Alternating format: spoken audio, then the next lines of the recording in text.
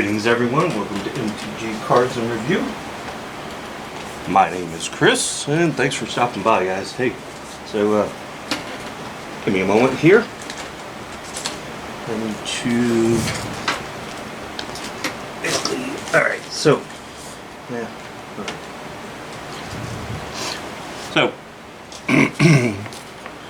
got some mail here. I'm gonna open up though. I think this time, in this particular little packaging of stuff though, is basically what's been waiting for, and that is some double feature individual cards to basically fill in the gap in the collection, or in the set though. And yep, these are definitely double feature. Okay, we have to get these off this paper, and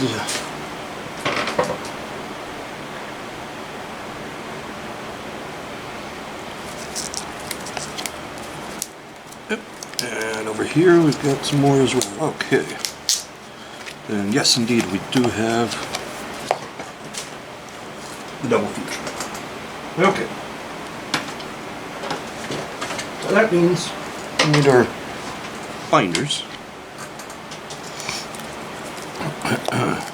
to basically make use of what's here. Okay, now the question is, what are they?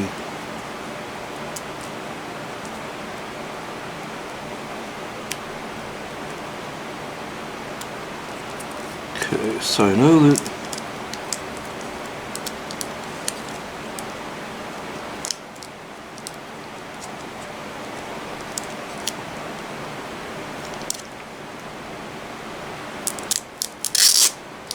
there. Okay. Alright, so that's an interesting approach. Double sleeved it. Okay, so we've got our Dreadhound, Geist Flame Reservoir, Hound Tamer, Mysterious Tome, the Sludge Monster, and a Village Watch. We will get those sleeved up here.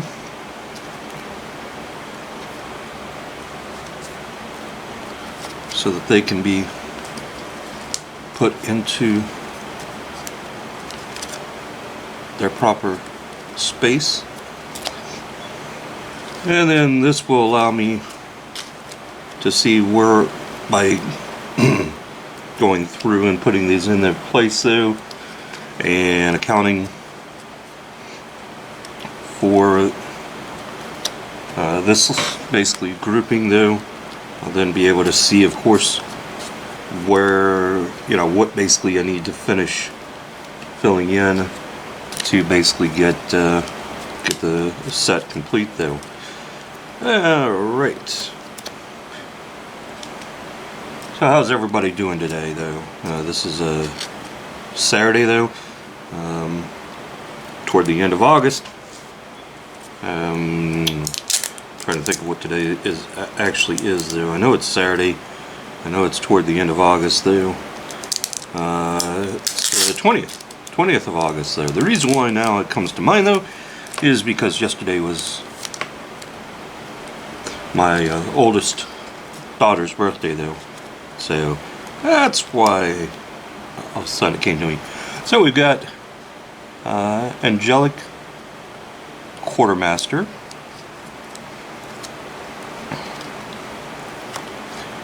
Basically we've got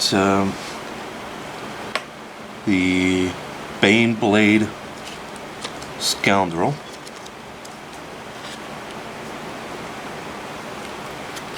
Beloved Beggar, champion of the perished.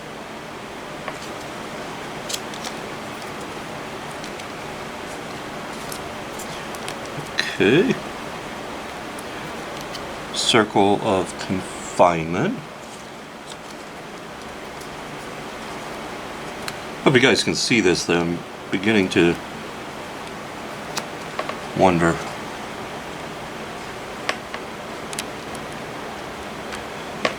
It's the corpse cobble. Okay. So we've got a couple of weeks here, I think, before the Dominaria United hits the market, though. Dire, what? Strain Rampage. Yeah. Okay. So we got a couple of weeks, like I said, because it's like the, I want to say the 9th of September, something like that. That Dominaria United hits there. We also got to see that this basically represents like a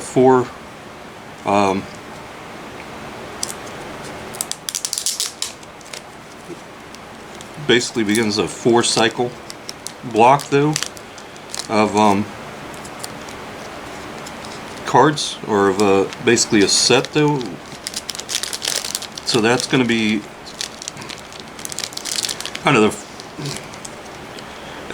first time that we've actually had a cycle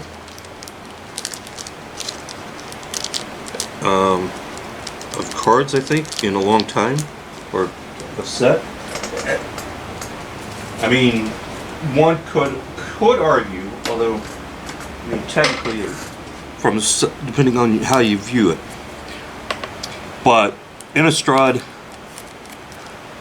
the most recent flavor of the Innistrad series, basically Innistrad Midnight Hunt, Innistrad Crimson Vow, and the double feature here, one could argue that they represented basically a block, though. Even if it wasn't billed that way, it technically, that was Jacob Harkin, Inspector. We got Jaren, Corrupted Bishop here. So, yeah, I mean, they, in a way, to me, I mean, it basically is, it could be a all Innistrad block, though, over basically the course of, with 3 sets. Old Rutstein. Well, we've got the Restless Bloodseeker. And we got Runo Stromkirk.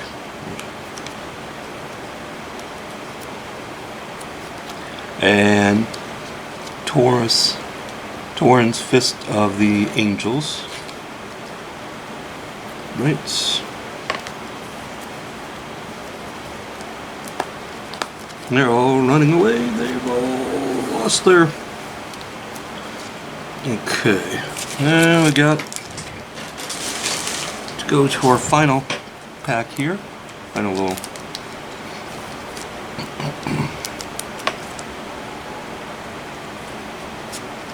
Yeah! Oh. I definitely... I'll hold on to that though, because, you know, never have too many card separators though. Anji, Maid of Dishonor.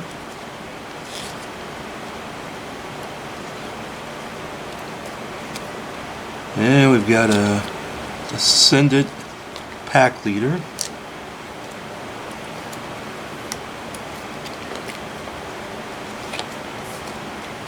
So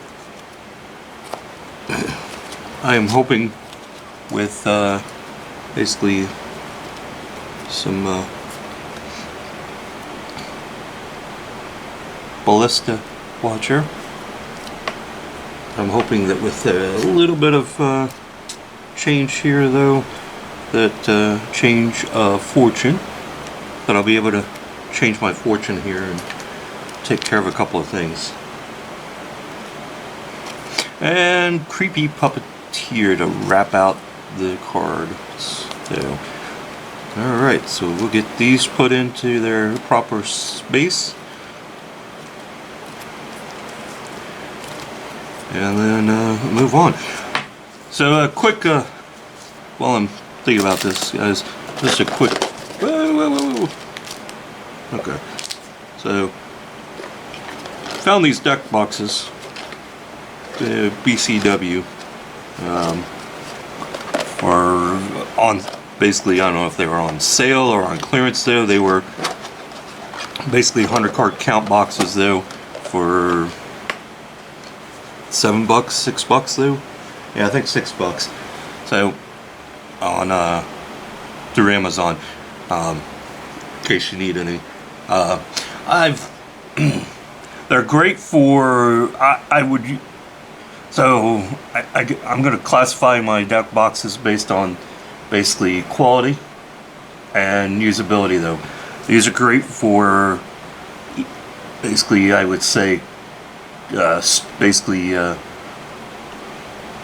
just quick deck storage though. Basically these are, and they don't take up quite as much space though, at least horizontally though, since the cards stand upright instead. Whereas my preference though is I really do like the basically my Ultra Guard, the side loaders though, where the basically magnetic top and everything, because I've got several of those basically that I've got hanging around though that I definitely prefer. But having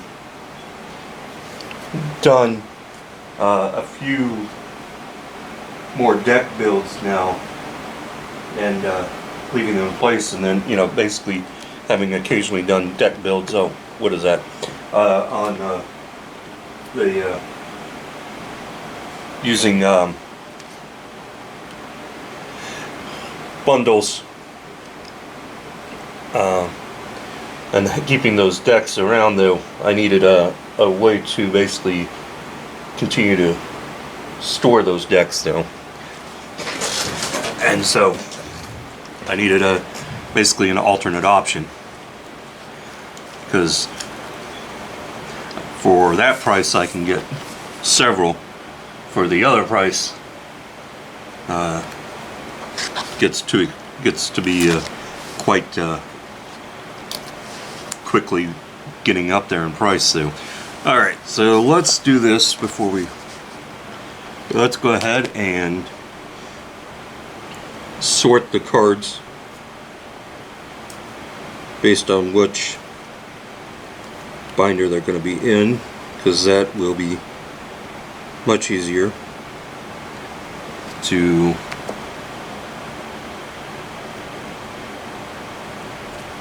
track down and basically put them away.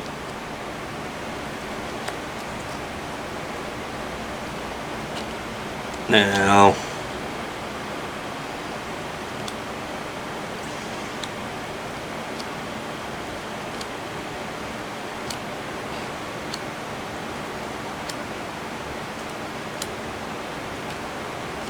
okay, so the only one I'm not sure of is that one there, because it is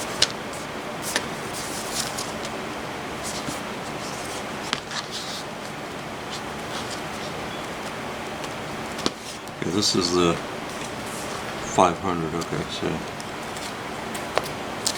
this is one that has the higher number of cards, basically starting at 367. Well, actually 360s. So 361. This number is 395, which means that it is going to go in this binder here. And we are going to go ahead and just do that. Yeah, I'm taking my glasses off though, only because 395. Because basically reading the card numbers in the lower left is basically a finite challenge, but also this is kind of a reflective surface. Oh, okay, well apparently I already had or found old Plastine. Oh, I guess I don't need that one. Oh well. I will just put that in my extras. Because I know I didn't pay a lot though for him. Because that was part of the ideal though, is that when I basically went looking to fill in the gap there, I'm of course right now looking to basically, you know, fill in the ones that basically I needed though, that weren't going to break the bank, so to speak, if you will. You know, like if I could spend basically say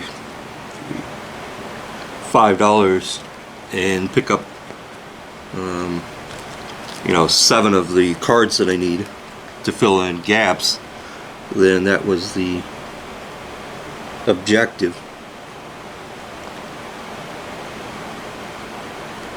52, 53. Because, so yes, I could fill in a, you know, one major card that I need. True. But filling in just that card, you know, I can get, but I want to basically complete out the series though, and so by going ahead and picking up the, you know, basically more of the ones that I need though, faster, means that I can fill in bigger gaps at this point.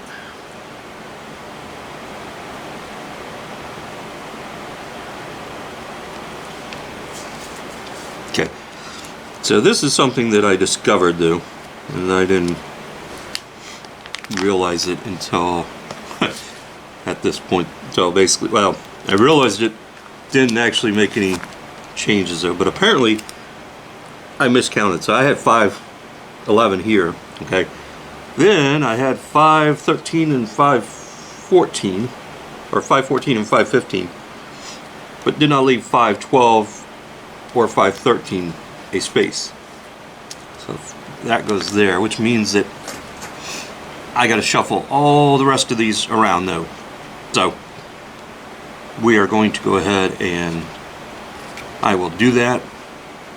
I'm not gonna basically record that, guys, unless you really think it'd be neat to see me shuffle cards, because it's going to take a bit, because I've got, well, okay, maybe I don't have to do a lot though.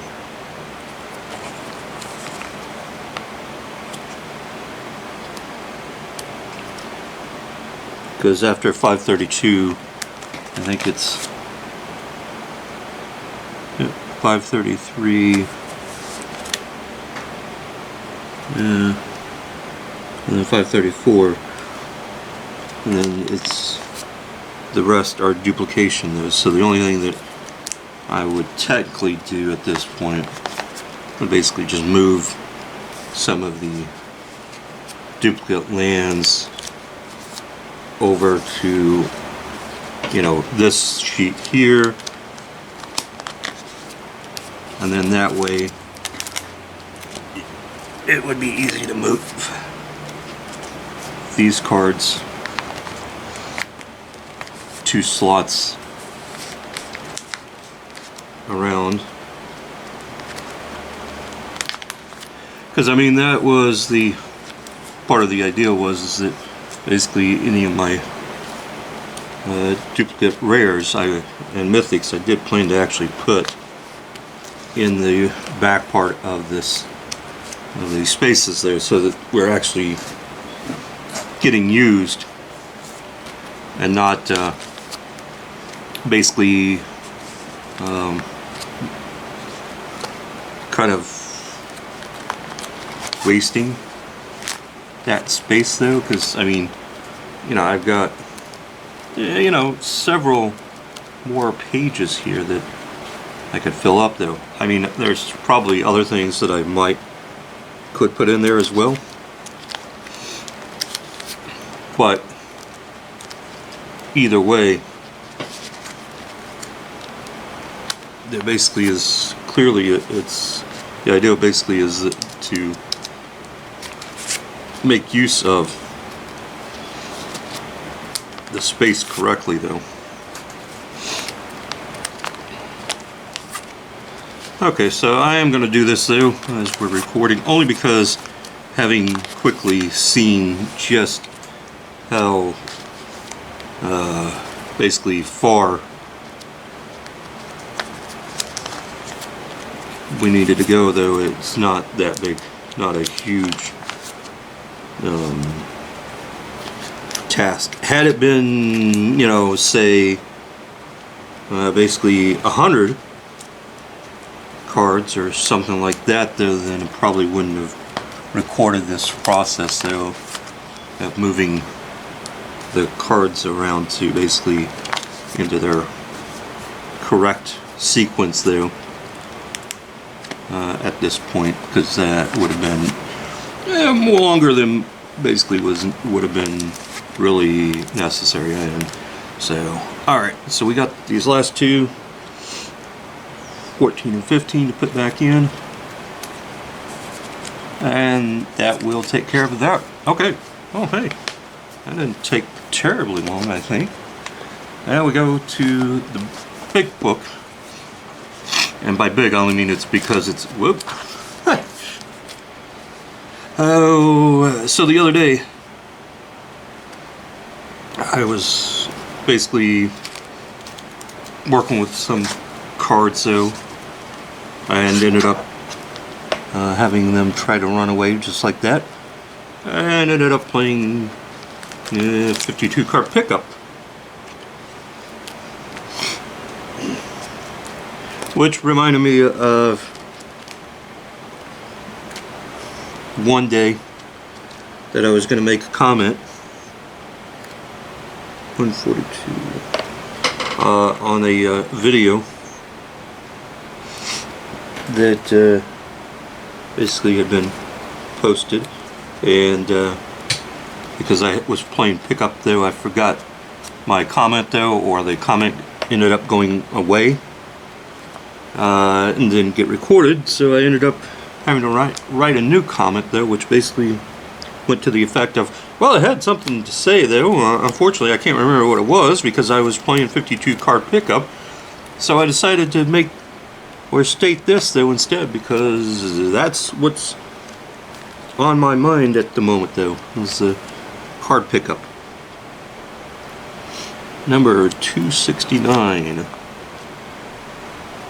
That's a placeholder there to I had put in to kind of tell me where I still needed to continue to look at picking up cards for the set though.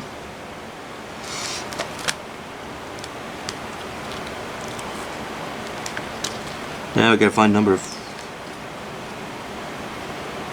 85. I think we went too far. There we go. Alright.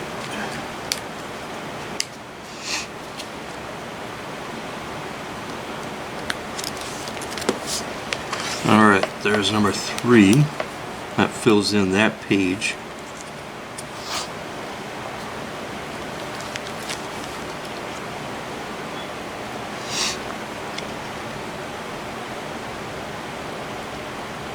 91. Well, now I'm filling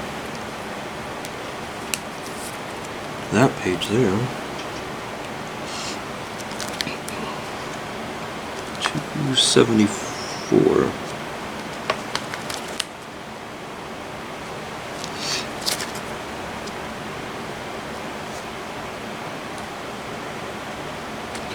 Okay.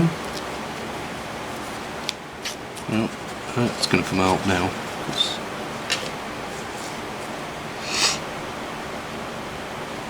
Alright, it's 214.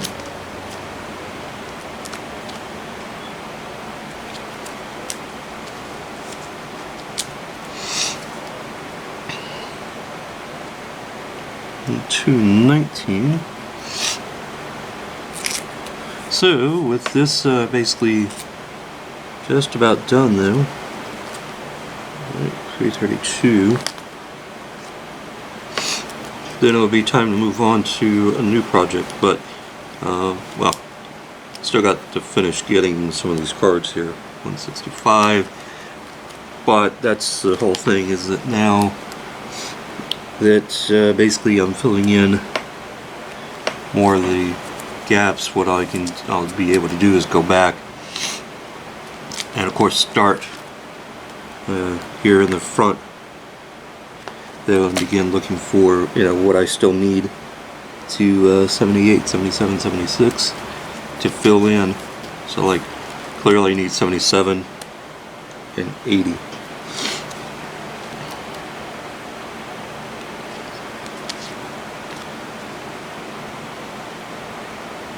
'62, '63.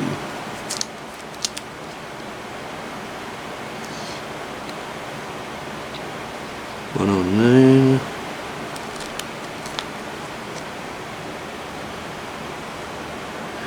Which goes there. And finally 187. Okay, 188. 187. What are the chances of turning to the right page for that last card? Alright guys, well that is it for this basically segment though on the continued work of getting the double feature set complete. Appreciate you guys stopping by, and stay tuned, we'll have a new video coming soon as well. You guys have a good day.